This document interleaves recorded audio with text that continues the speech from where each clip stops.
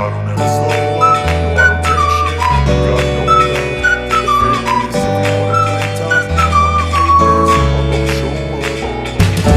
I don't ever slow up, no I don't take shit. I got no love for the fakeness. If you wanna play tough and wanna hate this, I'll always show up and make a statement. I don't ever slow up, no I don't take shit. I got no love for the fakeness. If you wanna play tough and wanna hate this, I'll always show up and make a statement. Everything I do so instinctive and so passionate. Every word I move so descriptive like an adjective. I got a vendetta against people who patented being negative when you should be getting after it.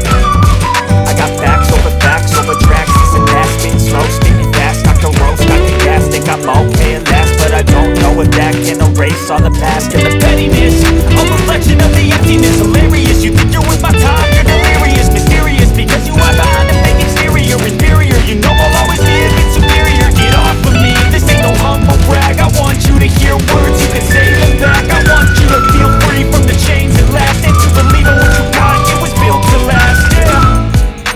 Now that I've been put through hell, I never got anyone's help. I had to do it all myself.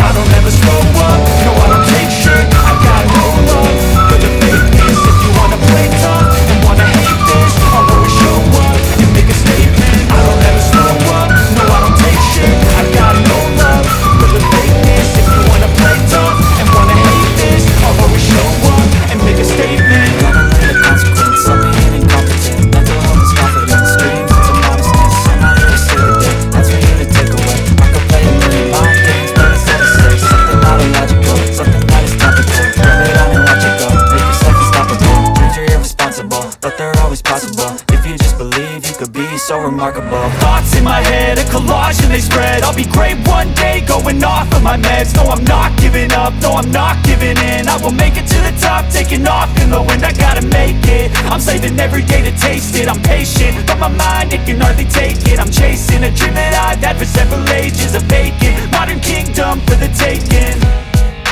Now that I've been put through hell, I never got anyone's help. I had to do it all myself.